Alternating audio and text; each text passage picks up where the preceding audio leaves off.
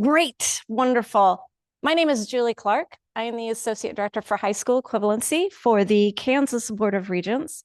My work sits at the intersection of adult education, workforce pathways, and high school equivalency and system design, with a particular focus on how we build partnerships that help adult learners move into post-secondary education, employment, and stronger long-term opportunity. Over the course of my educational, corporate, and criminal justice career, I've had the privilege of working across multiple state systems, corporate and small business employer partnerships, and adult education initiatives that ask us to think beyond compliance and towards real-world outcomes. Much of my work is centered on integrated education and training, workforce alignment, and building bridges between adult learners, employers, and institutions. As you see in our pictures, we have GED students at a graduation. What's their contribution when you quantify that in numbers? You could see my boss, Hector Martinez. He is standing in front of an adult education center in Garden City called Career Connection Academy. What is the value of that name change from his basic idea on a sticky note to now a freestanding building that took adult education out of the basement? What is the value of a plant manager at Tyson Foods shaking the hand of a graduate who used his salary to put his 4 children through college before finally getting his GED himself? That perspective has shaped the way that I think about value in this field and about the responsibility we have to explain that value clearly. It's an honor to be here with so many national leaders who care deeply about policy, research, and the future of adult education. The field has always required us to do deeply human work while also navigating public accountability. We serve people whose lives, challenges, and successes do not fit neatly into a spreadsheet. And at the same time, we're increasingly being asked to explain our impact in a way that resonates with legislators, agency leaders, employers, and community funders. I am very glad to be a part of this conversation and even more grateful to share the stage with someone whose thinking has helped shape the work in a much more deeper way. Dr. Katie Reck has brought the research rigor, methodological insight, and intellectual leadership to make our conversation possible. She's the brain behind the work that you're about to see. I'm grateful for your partnership, your expertise, your friendship, and I'm pleased to turn it over to you. Thank you, Julie. So today we are talking about making the case, which is really about moving to that model of we now have to start putting dollars to the stories. Yes, we have to start putting dollars to the why. A lot of us have great, wonderful qualitative stories. But when it comes to legislators, when it comes to administrators, when it comes to policymakers, you have to be able to put a dollar amount. So we want to help you do that today. I do want to recognize our undergraduate student intern, Christian Flores. He is the one that actually built the thing. Okay. So he's the one that built the website. It's really incredible. And Julie and I both agree that some college better snatch him up for a graduate degree because, man, that kid is good after we get him for another summer. Because I have big plans for that man. All right. Objectives, that's me. Okay, so quickly what we plan to do today. Because I come from academia, whenever you're building a new tool for the field, clearly you want to know what has been done before.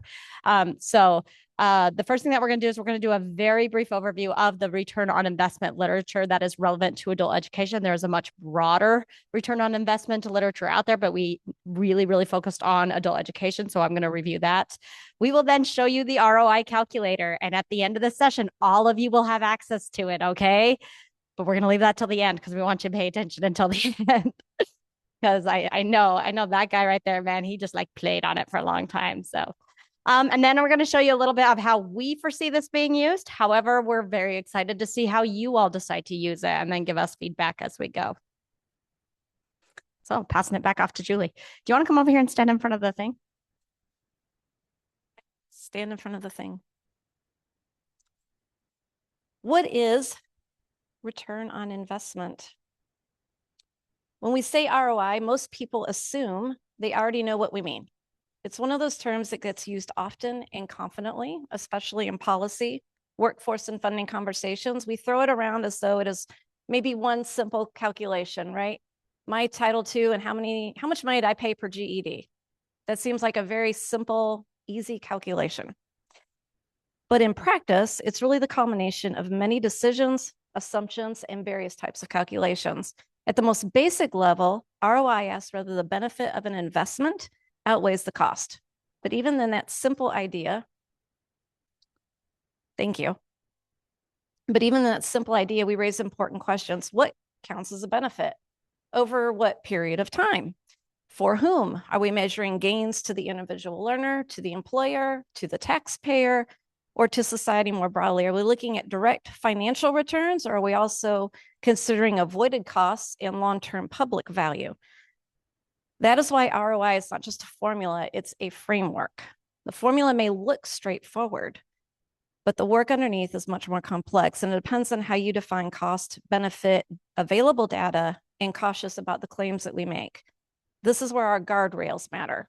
A strong ROI model is transparent about assumptions. It's clear about the data source. It's careful not to overclaim, honest about what can and cannot be monetized. In adult education, especially, some of the most important outcomes are not easily reduced to dollars. And us having the heart of an educator, we struggle to reduce our students to a number on a page. It's difficult. We want to strengthen our story. That being said, not flatten it. What we do today is we're going to slow the ROI term down a bit. And Dr. Reck has been very careful to realize that we are all PhDs with a business degree. So our effort today is to take ROI and put it from you in a way that is tangible and understandable for you to give an explanation to others. We have to make a program case for funding and outcomes. Adult learners have to understand the cost of the long-term financial benefit when you're visiting with the adult learner. This could be difficult. Sometimes we're dealing with individuals who pay for their cell phone by the day. So it's difficult for them to understand that long-term benefit to their education. Employees need to know why upskilling with your IET matters over their standard practiced precedent of recruitment. These ROI tools will help program leaders, adult learners, policymakers, and employers understand the value of adult ed, connecting funding outcomes to long-term learner benefit, public return through tax revenue, and the employer value of upskilling. Its purpose is to give a very clearer and broader way for you to communicate.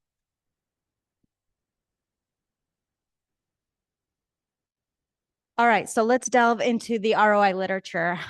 In total, we've conducted the literature review over the past couple months.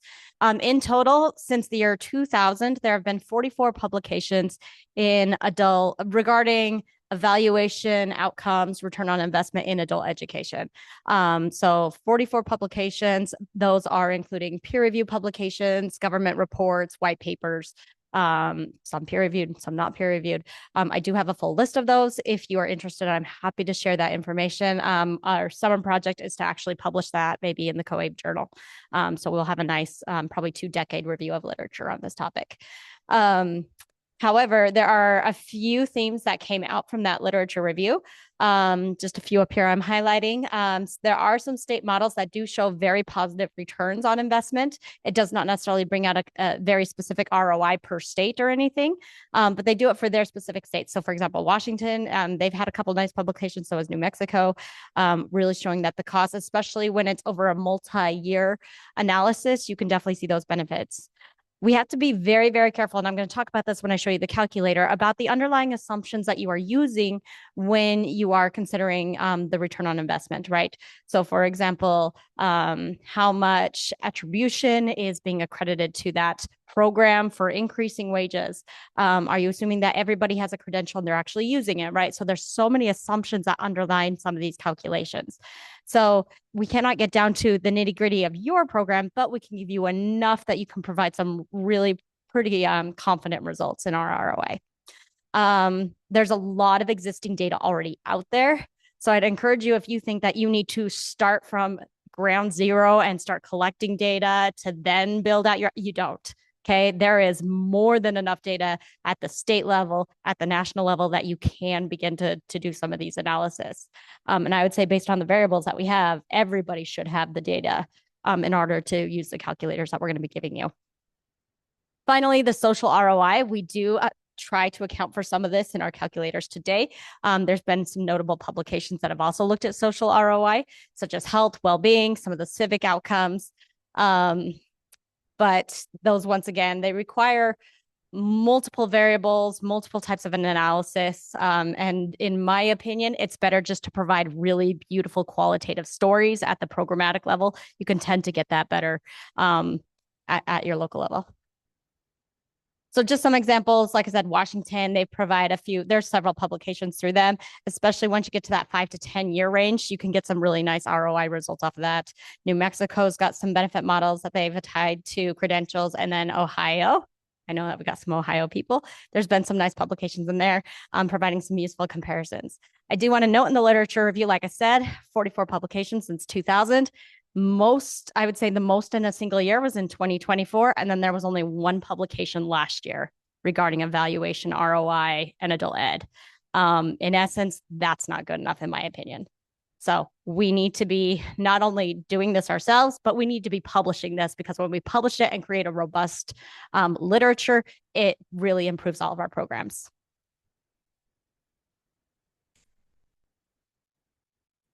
So why an ROI adult education calculator? I want to give you some personal stories as opposed to just, obviously, we need to be able to explain in this political climate our value.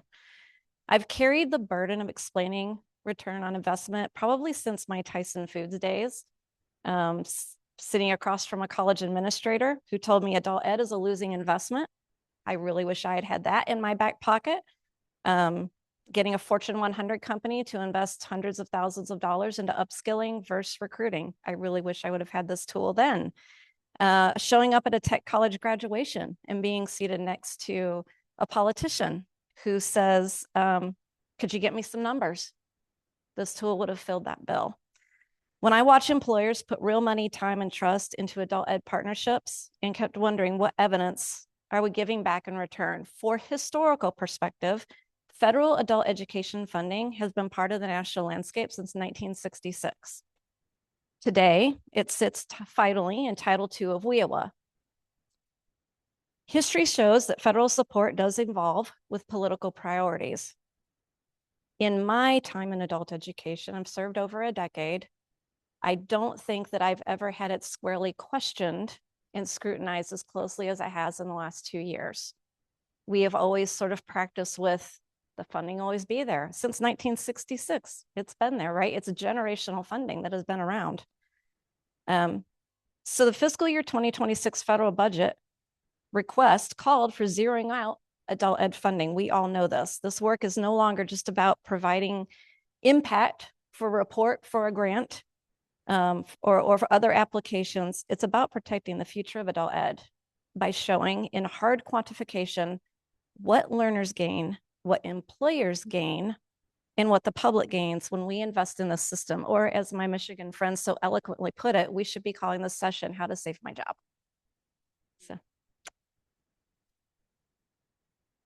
we are going to provide a template for you to develop your own ROI. It's going to be easy to use. That has been something that we have concentrated on deeply.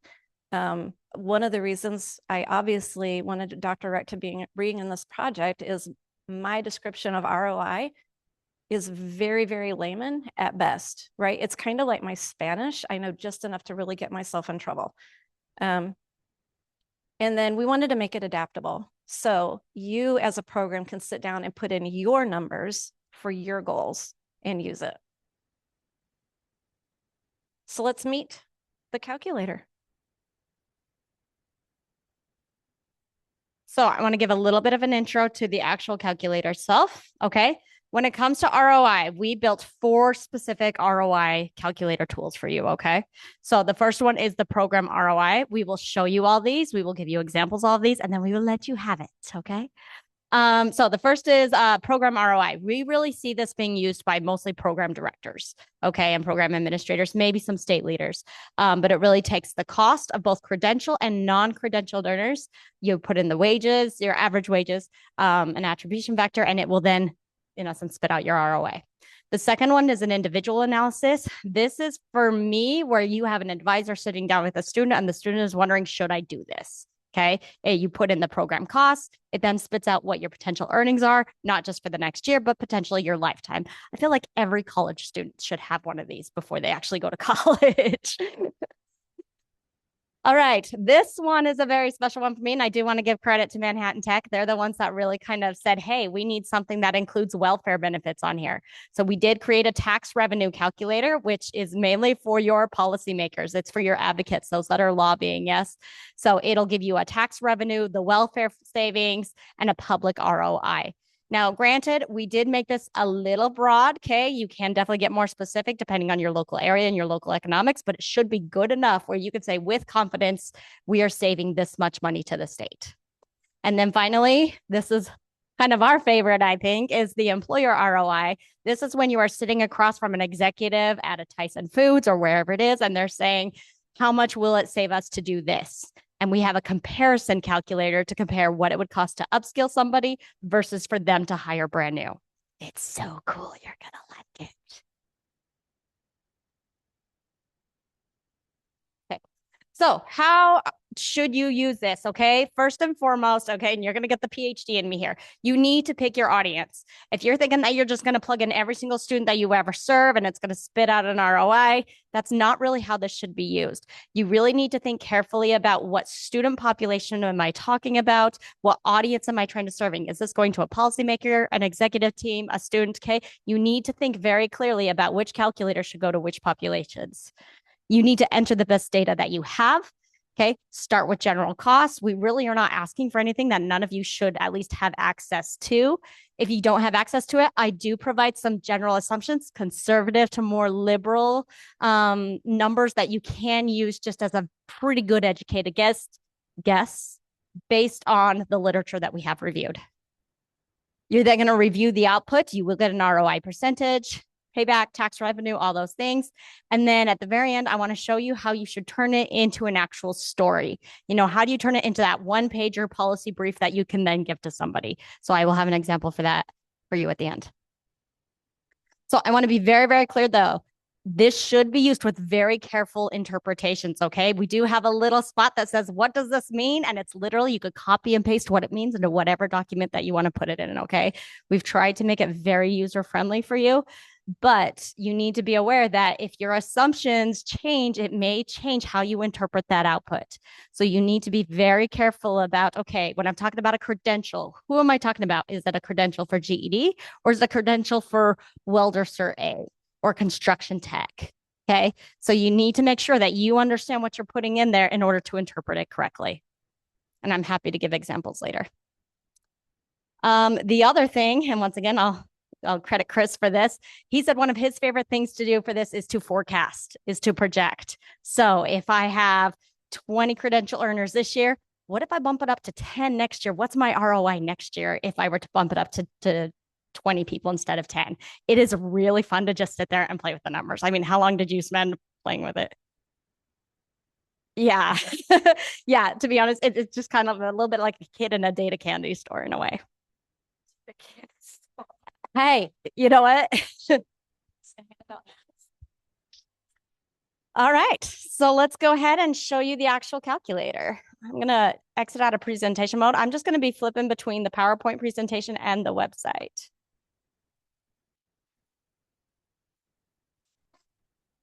And here we are. Okay.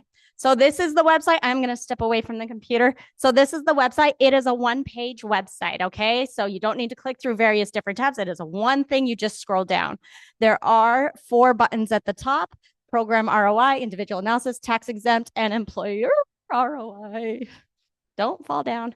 For those of you who are the data nerds, there is a methodology and definition section. Okay. that you can go down and you can look at all the different variables, how we defined them. If you're looking for very specific formulas, email me, we'll get back to you. Okay, I did not put every single thing on here, but hopefully for those of you who need a little bit more of what does this mean, what did they do, how did they do it, it's right there. So that's the methodology section. So I'm going to give you just a very brief overview of it, and then we're going to go through some very specific real world examples. So you'll see here that you got the nice top, which is kind of fun. We're going to start with the program ROI calculator. We try to provide a description of what we see this part of the calculator being used for. On the left-hand side, you will see the blue, which is the program inputs.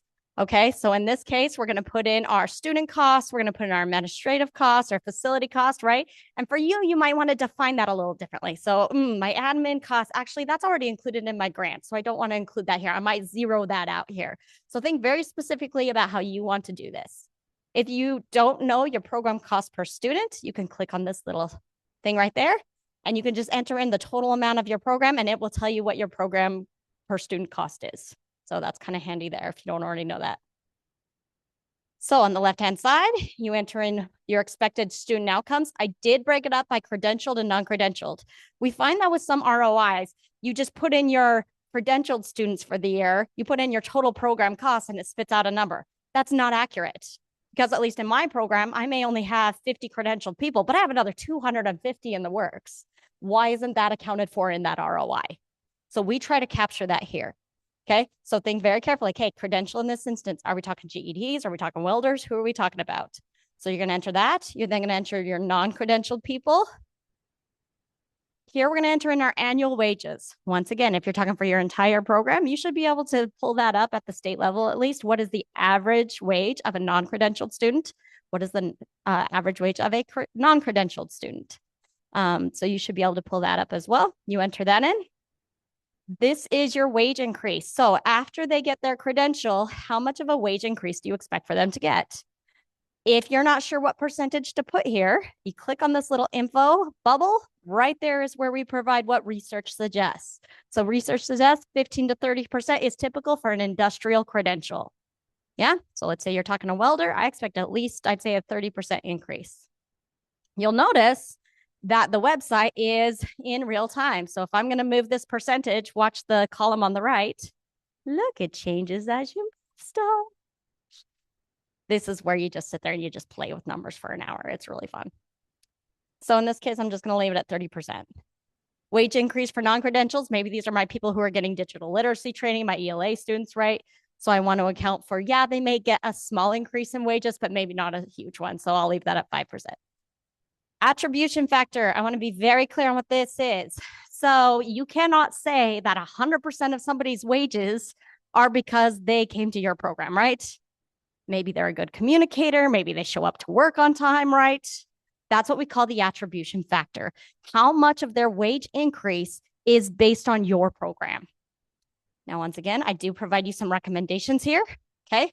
So if the credential is a very strong program, right, they definitely got a GED. They got that Cert A welding, whatever it is. You could say with pretty high confidence, 75 to 85%, that their wage increase is due to them getting that certification.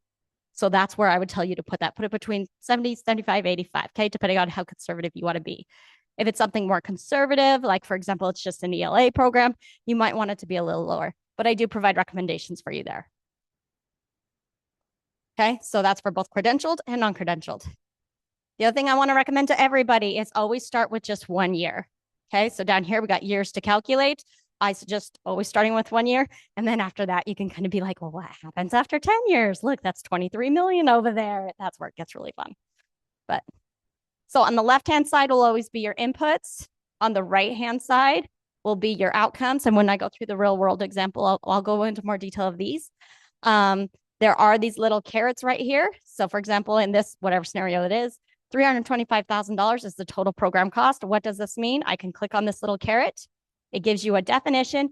And here's my favorite part, how to explain it to a stakeholder. You can literally copy and paste that sentence.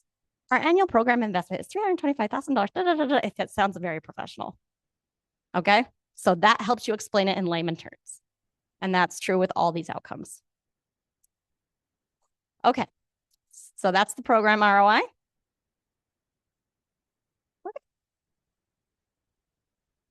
All right. Then you've got a detailed analysis here. And like I said, we'll go through that later. Individual cost benefit analysis. This is the one for like your advisors when they're sitting down with a student and they're asking, how much is this actually going to cost you? So they put in their tuition and fees for whatever program it is, books, materials, transportation costs, childcare, lost wages. If there's some variable that we didn't include here, just say we're going to include it in this one, right? You kind of can help define these different variables. We did want to account for their wages over time. So you do need to put in their age, current annual salary, expected salary after they get whatever it is that they're going to get.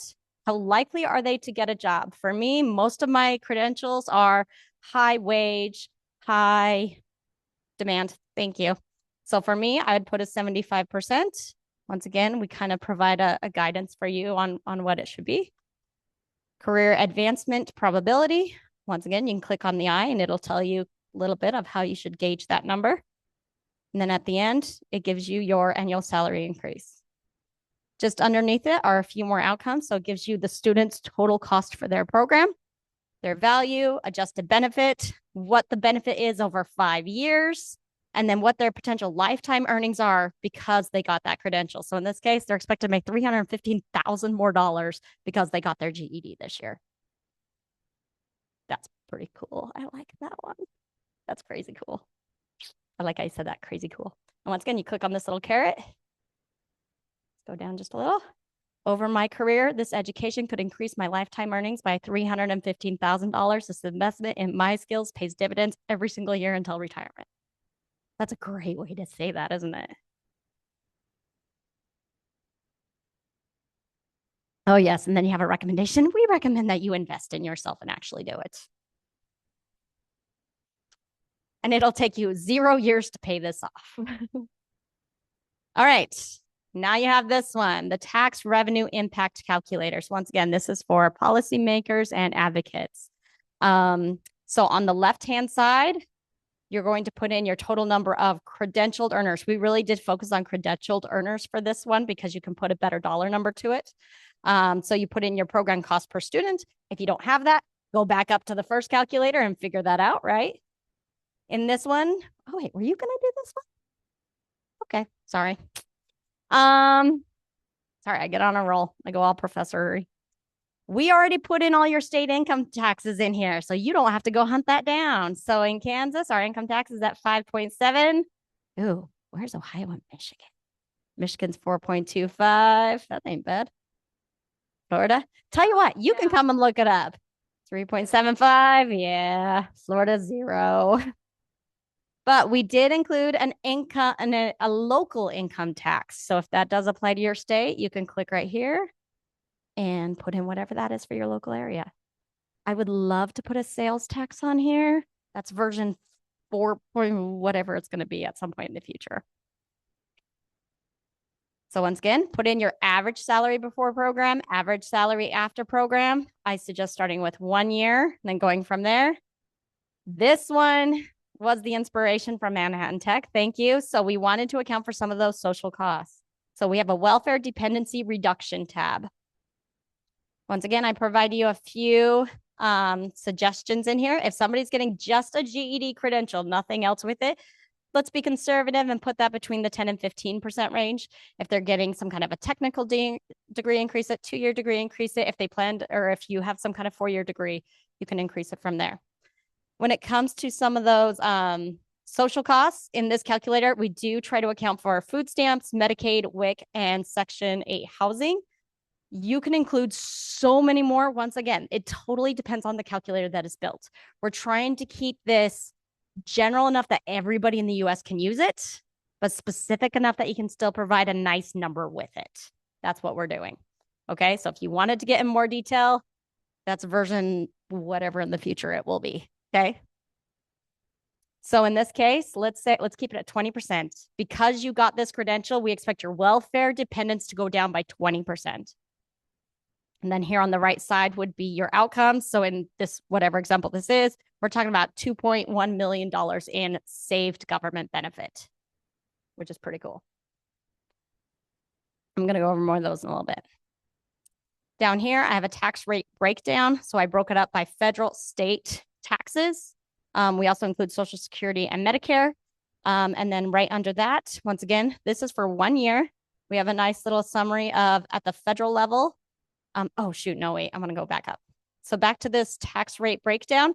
So this column right here is what the students were providing in taxes before they got their credential compared to after. And so this is what I would show the policymaker. Saying, look, that's $700,000 more in taxes into the state if you can move them from here to here, however many students that is. We following? We doing good? Okay. So then this breaks it down into some pretty little pictures. But in this example, whatever it is, $336,000 in tax revenue, $159,000 to the state, $214,000 into Social Security and Medicare. All right, last one. I think this is Julie's favorite. Okay, upskilling existing employees. So this is when you're sitting across those workplace individuals, those executive teams saying, is this worth it? So this is a comparison calculator. So the blue side, option A, is if you upskill their current existing employees. Option B is if they just hire the same number of people or maybe a different number of people, if they just hire them out entirely and the costs associated with that. So in this case, you have the number of employees that you're going to upskill. You put that in there. You put in the cost to either the employer or you, whoever it is.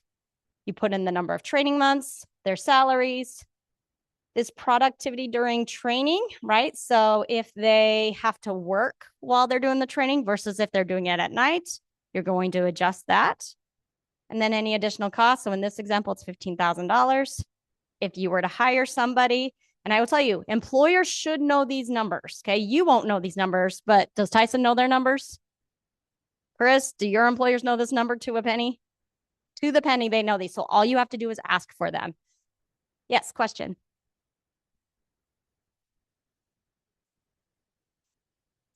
Mm-hmm. Mm-hmm.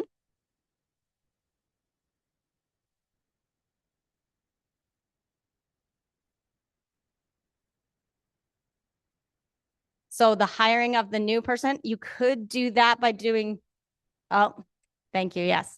So the question is, if you upskill George, an employee, and he takes a new position that's more upskilled and he's making more money, then does the employer have to hire somebody new? I would say maybe. It depends, right? Because are they now able to merge those two jobs together and he can now do more work? Yeah. Or do they need to hire somebody new because they took a line worker off and they moved him into an office? So that's a question for the employer. Either way, you could still calculate that value here. You would just need to do two different calculations rather than just one holistic one. Yeah, great question. Thank you. But it is much harder to find somebody who can do those upper jobs, right, than finding a new base wage line worker. So that's the kicker there. Yeah. All right. So in this case, you would then put in that information on the right-hand side. The yellow side, what are their recruiting costs? What is their interview time costs? What are their salaries? What's the onboarding period? Because the longer it takes to onboard, the more it's going to cost the company. First year turnover risk. We know that if you upskill somebody, they're more likely to stay and stick around than if you hire somebody new, right? You're more likely to have attrition with hiring new. So we try to account for that as well. And then down here, you can literally compare this. Yep. So for you, the total training investment is $15,000 compared to $388,000. So you've got those numbers. And then you can add some long-term factors in here, that retention improvement from training, the years to compare, and then there's your actual numbers. So it's kind of cool, kind of fun, to be honest. I am a bit of a nerd, but oh, thank you. So that's the calculator. It's the calculator. All right, switch me back to, let's go through, this is you again. The QR code to the website is going to be on our very last slide so that you can take this website home with you and use it today. We're not going to hand it out now, or you'll all be on your phones and sending it to your data people and playing with it. And so, yeah, just Google it. Yeah, found it. Yeah, called it. What we'd like to do now is we're going to go through all four calculators with real world examples. for a little bit of application. And so our first example is local adult education program administrator. That's you. Let's say you're spending $2,500 per student. Ideally, as a state policymaker in adult education, I hope it's less than 2,500, but we're going to be generous today. You have an administrative cost in your adult ed program of $50,000, and you need some facility repair that year. You have some leaky roofs, water coming in. Yeah, also you. And you put 25 grand into that.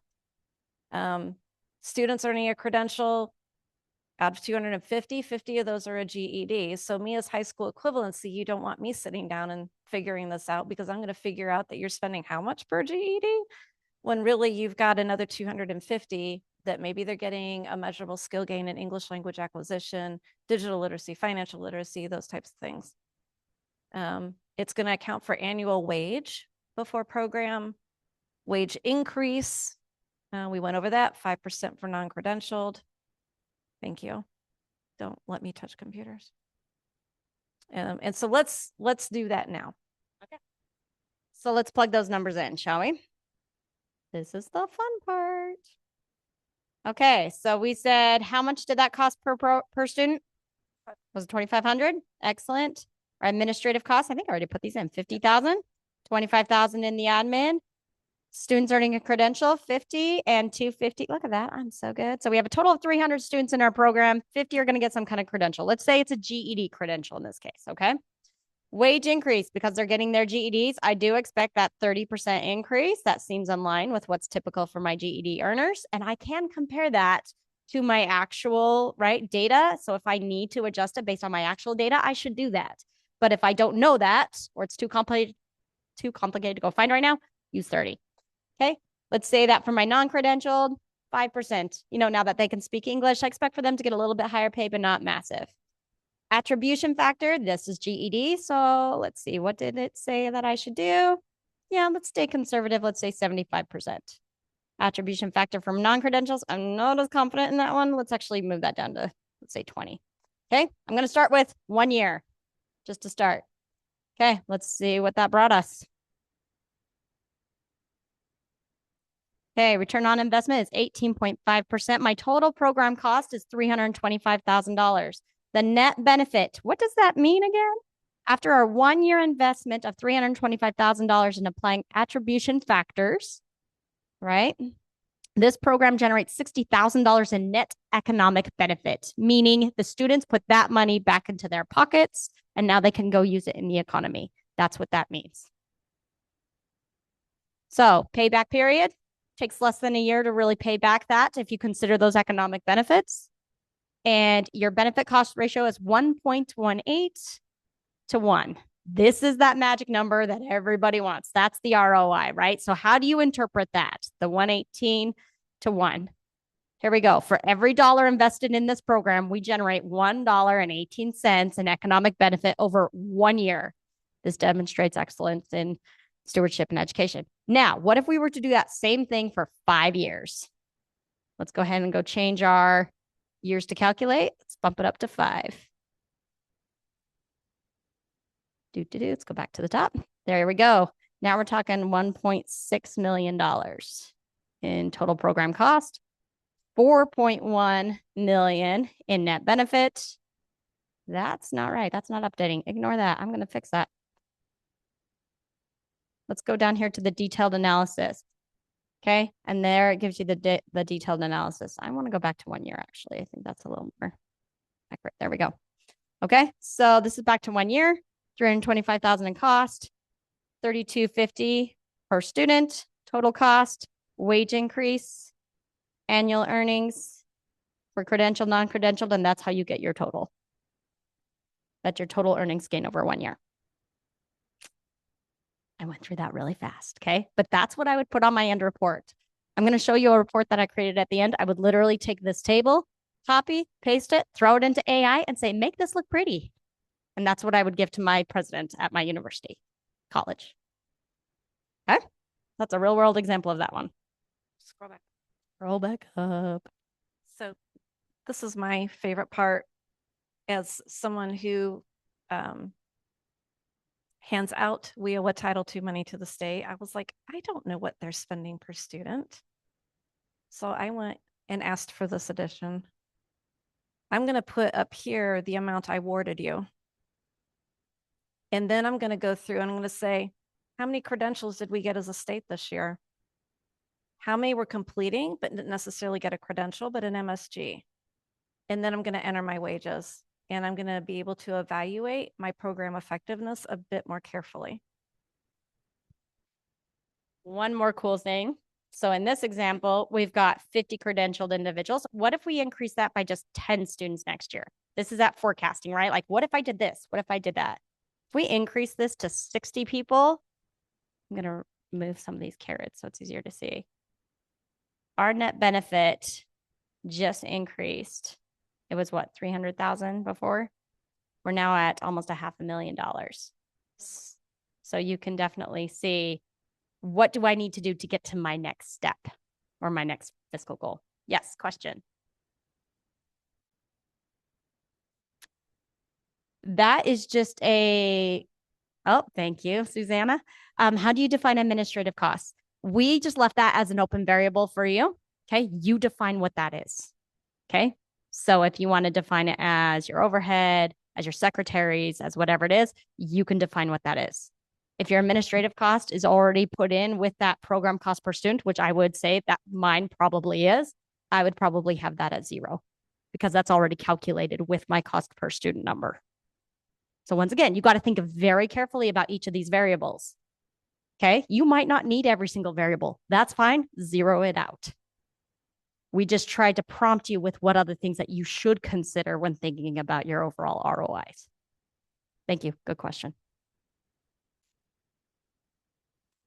Same thing. For example, my college, to be honest, my college pays for all my facilities right now.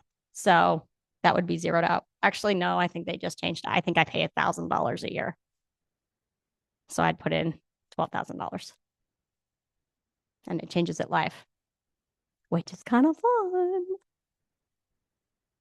Okay, we follow that one good. Any questions about the program ROI one? How many of you foresee yourselves using this one? Yeah.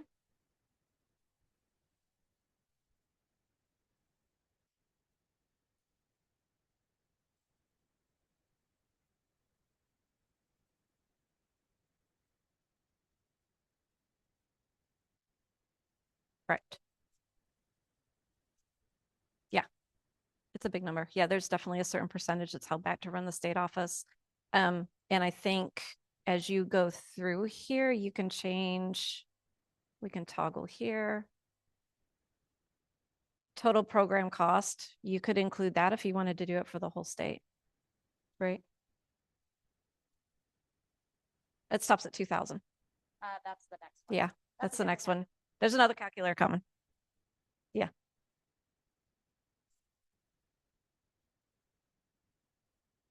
Right. Yeah. That's so sweet of you to think of the state staff. Yeah.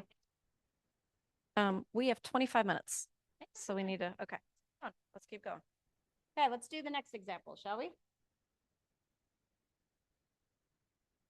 Okay. Individual cost benefit analysis. So this is you meeting with a potential GED student and helping them understand the initial investment into themselves over a lifetime. So we're looking at maybe 35 years of age. In Kansas, the fastest growing account maker in GED is 18 to 24 years of age. Maybe they're working on the front line. They're making about $28,000 a year. They can be making around 40,000, north of 40,000 as a welder.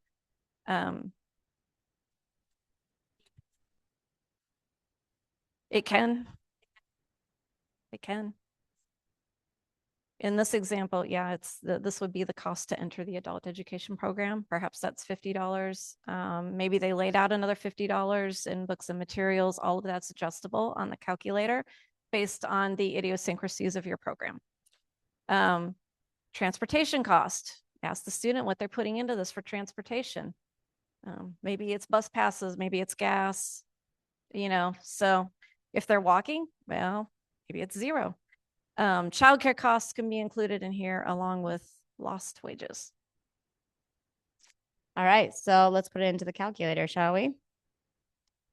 I'm just gonna click on individual analysis up top.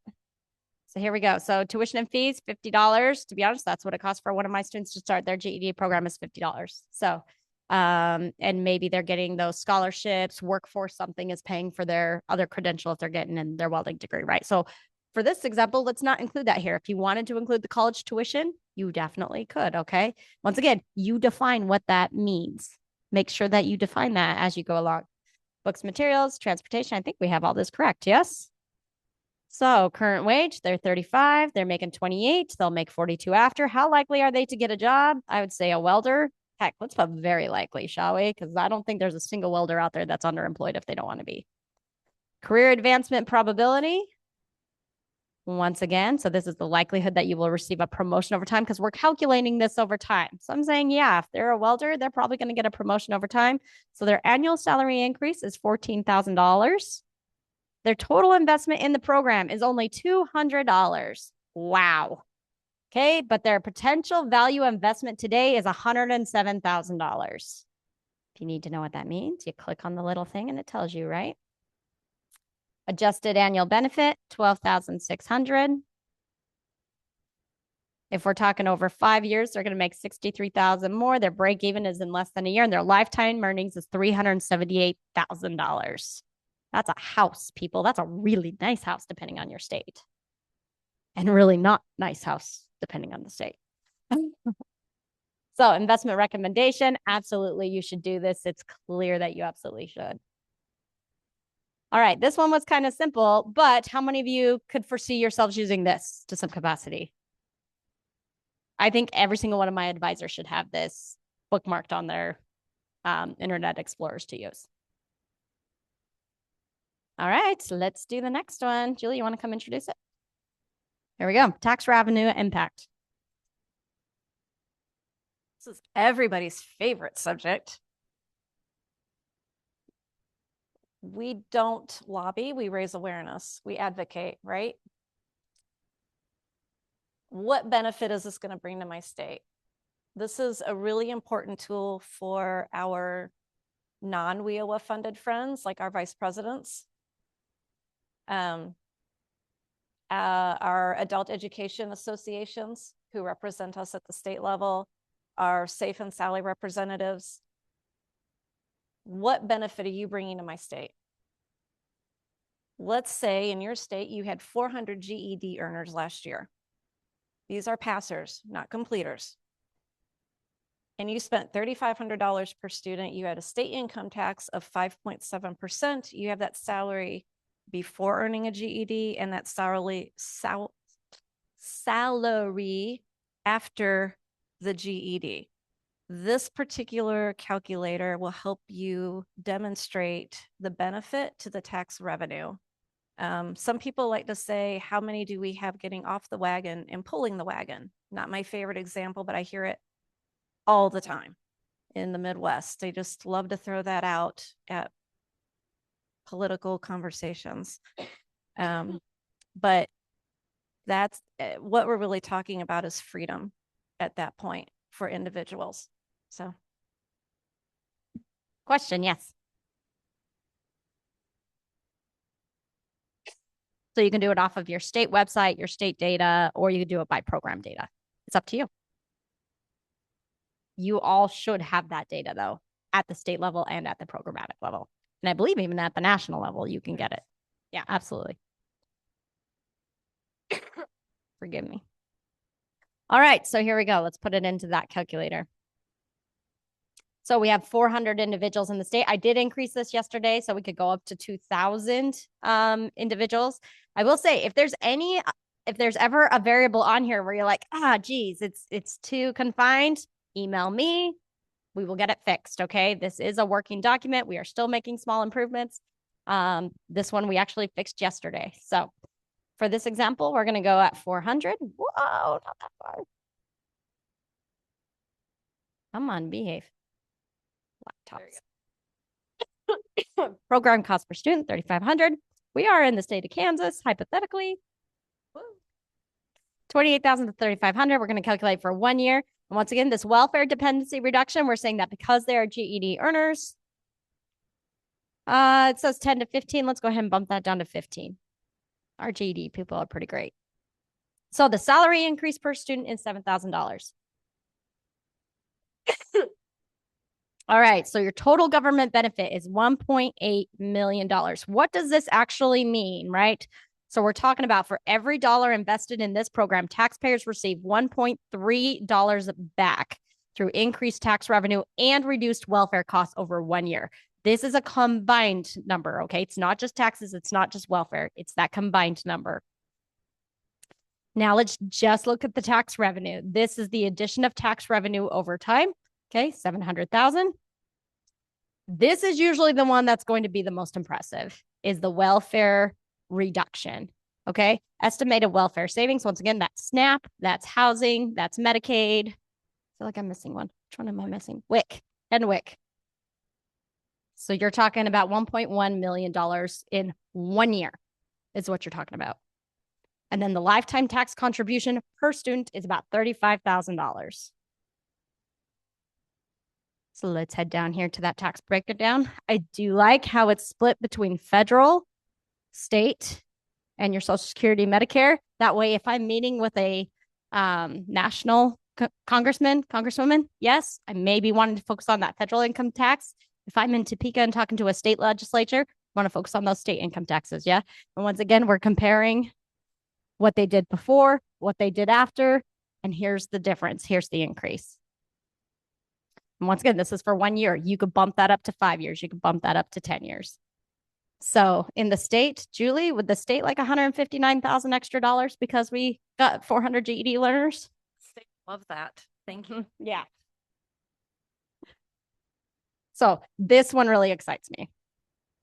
All right, I'm going to ask again, how many of you can see yourselves using this to some extent? Oh, good. That's like half the people know. All right, let's do one last one briefly because this is her favorite. It's my favorite. IETs. I love IETs. They're my favorite.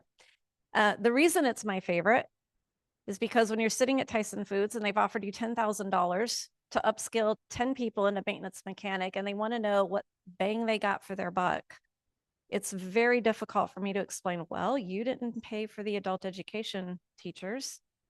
You didn't pay for the curriculum. You didn't pay for the tablets that we brought in here. And I really wanted a way to explain that so that I not just use corporate language sitting at the table, I'm also able to show corporate numbers that make sense to the person sitting across the table from me.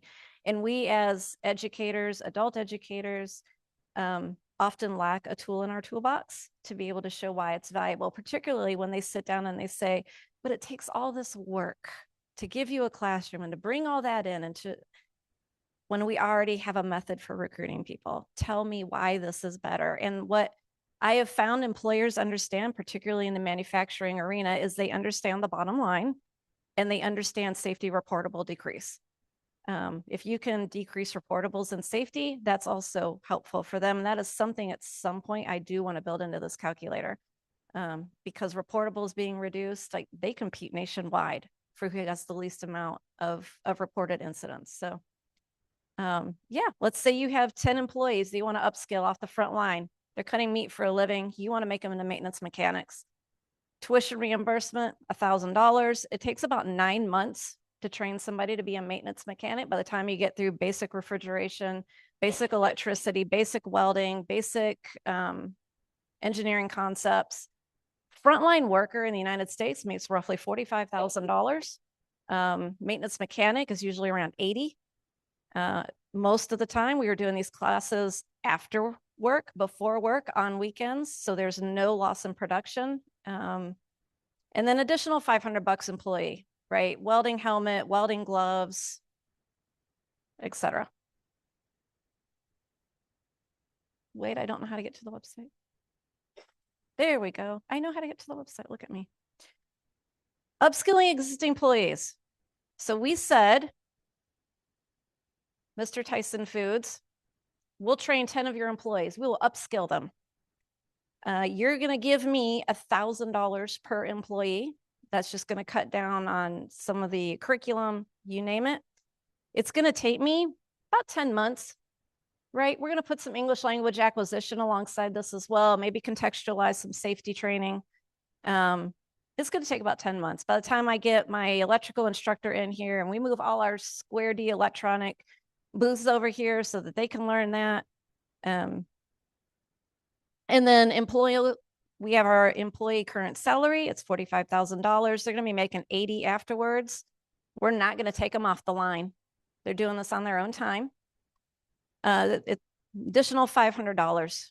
That can be from you or from them, right? Maybe you got some, we used $500 and we bought Subway food cards, right? Because some of them were coming straight from the line to class. And so hey, here's a meal card, grab you a Subway. It's going to cost about $15,000. Now, let's say they want to hire 10 already certified maintenance mechanics. That's on the right-hand side. The average recruiting cost per hire at Tyson Foods is $4,700. The interview time average is about $2,500. By the time you sit down with all of these salaried people who want to ask a bunch of questions, by the time you include HR's time processing it, vetting the application, about $2,500 per hire. They're already handing out $80,000 to begin with, and they still have quite a bit of training to do once you're inside that plant. The recruiting costs can go up because sometimes they offer hiring bonuses. So they're not paying that $3,000 hiring bonus to that person that you're upskilling, but they are paying it to the already certified new hire. So you might want to put that in the recruiting cost. Oh, and you're paying a hiring bonus per person, $3,000. I just saved you 30 grand right there. So this number at recruiting cost per hire would then be $7,700. So it's going to cost them $388,800 to do it themselves, or $15,000, maybe a few extra meetings, and I can come in and do it for them.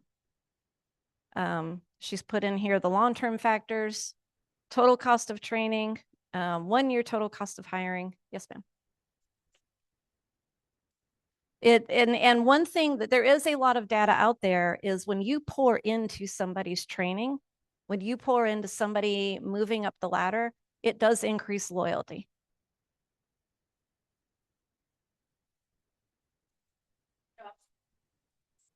Yeah. Yeah.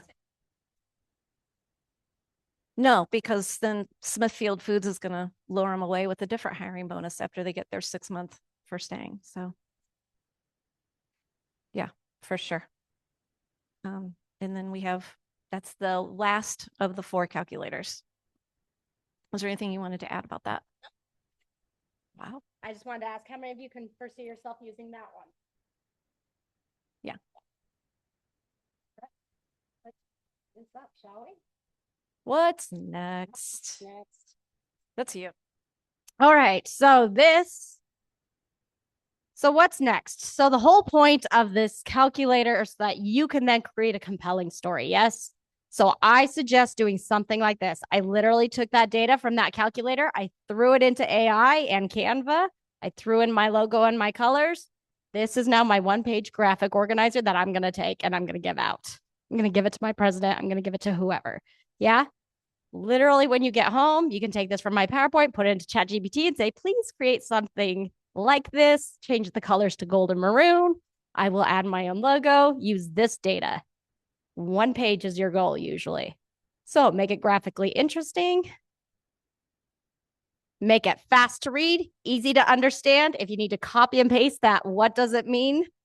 This is where he did it. Right here's where I actually did that. I copied and pasted that $2.1 is what you'll get back for every $1 that is spent on this. Make sure that you do pair this with those high impact stories that we all have. Yes, I have a quote here at the bottom, but I would hope that maybe you have a second page that's got like the people and the pretty pictures and all those really great things that we can do. Yes, you need to have that other qualitative high impact story, but this is your numbers page. All right, there it is.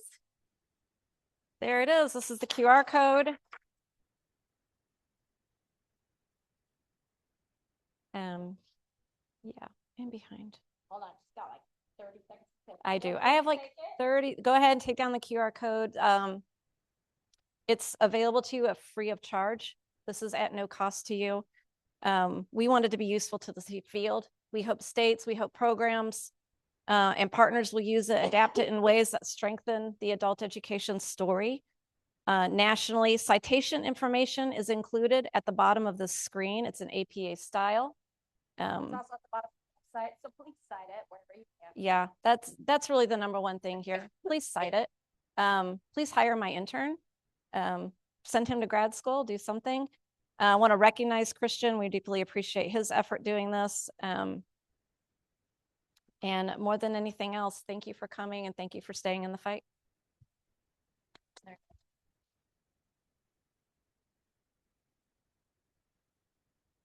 I know we're at time, but if you have questions, please feel free to come up and talk to us. Or if you want to sit there and play with it, I'd be happy to come around and talk to you about it. So thank you, everybody. And thank you to those online.